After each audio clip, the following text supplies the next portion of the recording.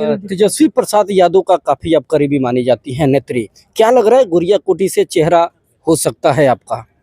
और देखिए, गोरियाकोटी सिटिंग विधायक नहीं है और निश्चित ही जो मजदूरी करता है उसको मजदूरी मिलना चाहिए। मैं 91 से आरजेडी को मैं हमेशा रही हूँ।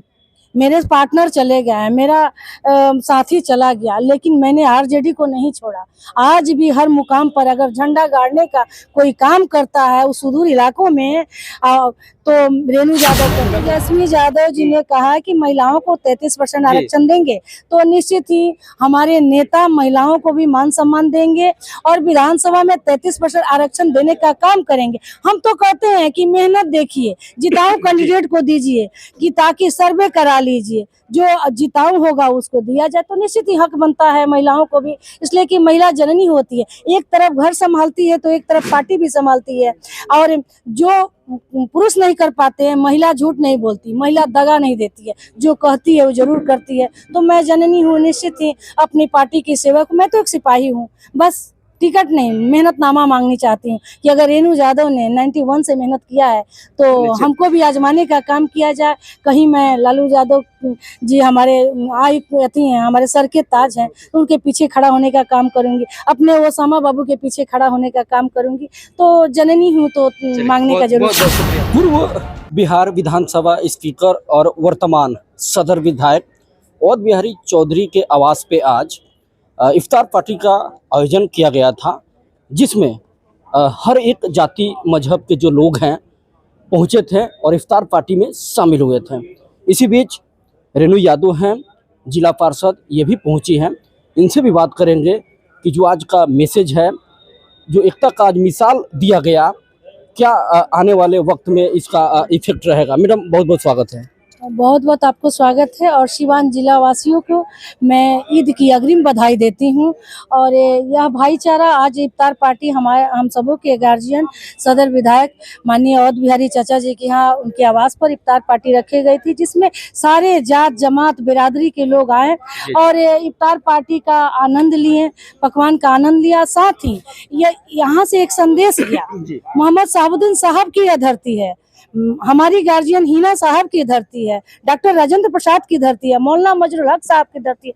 तो वही संगम यहाँ दिखाई दिया, राम और रहीम का संगम यहाँ दिखाई दिया। निश्चित ही आने वाला समय में राम और रहीम एकजुट रहेंगे और आने वाले समय में अपने ताकत, अपने बल, हमारे युवाओं के आइकॉन ओसामा बाबू को सदन में भेजने का भी काम करेंगे। मैं तो कहती हूँ वो चुनाव लड़ें और सदन में जाएं, इसलिए कि उनकी जरूरत है, समाज की जरूरत है, सिवान जिला की जरूरत है। तो हमारी शुभकामना है, मैं एक जननी हूँ, मैं भी उनके साथ जाकर उनका वोट मांगने का काम करूंगी।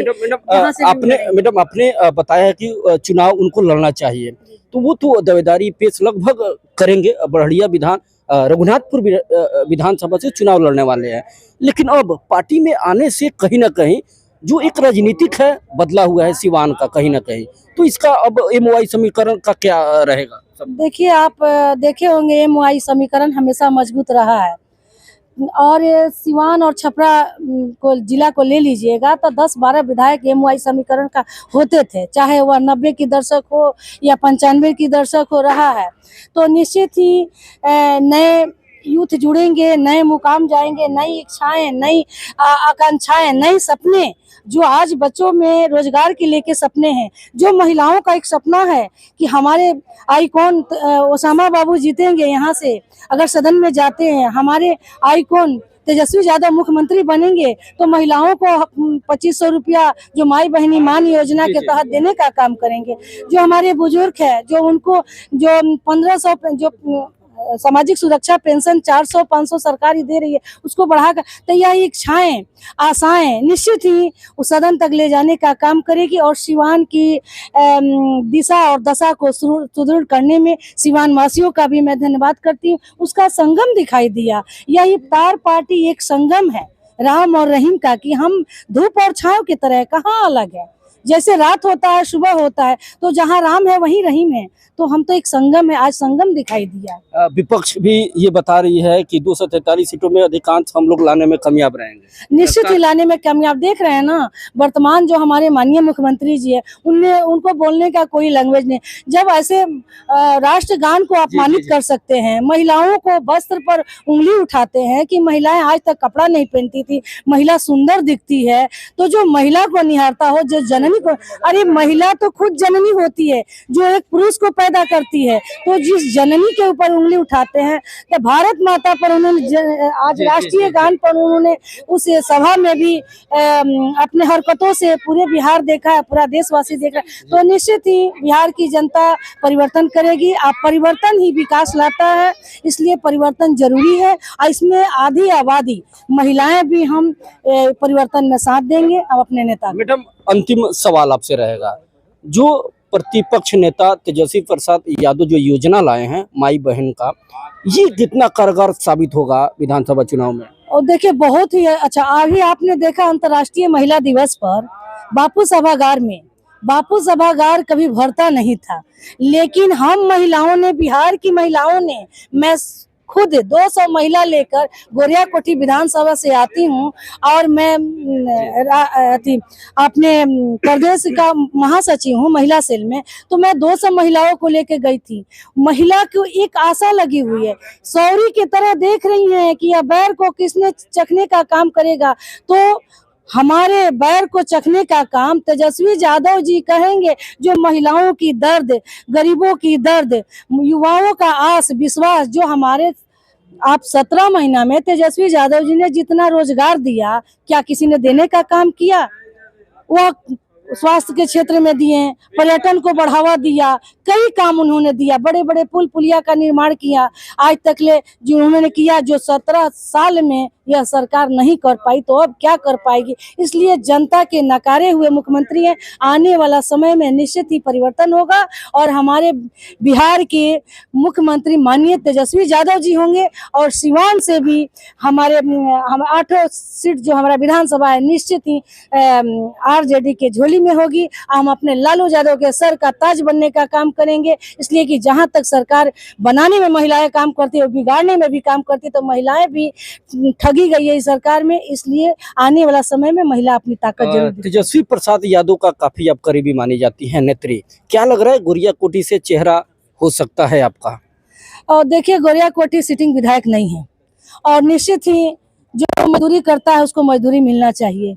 आज इफ्तार पार्टी में जो खाना बनाया होगा मजदूर या हमारे हलवाई, तो निश्चित ही कि आप चले जाइएगा तो मजदूरी लेकर ही जाएगा। मैं 91 से आरजेडी को मैं हमेशा रही हूँ। मेरे पार्टनर चले गए, मेरा साथी चला गया, लेकिन मैंने आरजेडी को नहीं छोड़ा। आज भी हर मुकाम पर अगर झंडा गाड़ने का कोई काम करता है उस सुदूर इलाकों में, तो रेणु यादव करती है। आपको ये भी जान लेना चाहिए कि मैं 2006 से जिला पार्षद हूँ।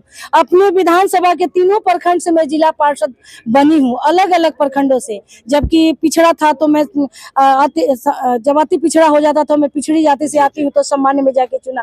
तो ये तो जनता बताएगी, लेकिन निश्चित ही कमर कस रही हैं आप, कमर कसनी चुनाव लड़ना है मैडम। तेजस्वी यादव जी ने कहा कि महिलाओं को 33% आरक्षण देंगे, तो निश्चित ही हमारे नेता महिलाओं को भी मान सम्मान देंगे और विधानसभा में 33% आरक्षण देने का काम करेंगे। हम तो कहते हैं कि मेहनत देखिए, जिताऊ कैंडिडेट को दीजिए, कि ताकि सर्वे करा लीजिए, जो जिताऊ होगा उसको दिया जाए, तो निश्चित ही हक बनता है महिलाओं को भी। इसलिए कि महिला जननी होती है, एक तरफ घर संभालती है तो एक तरफ पार्टी भी संभालती है।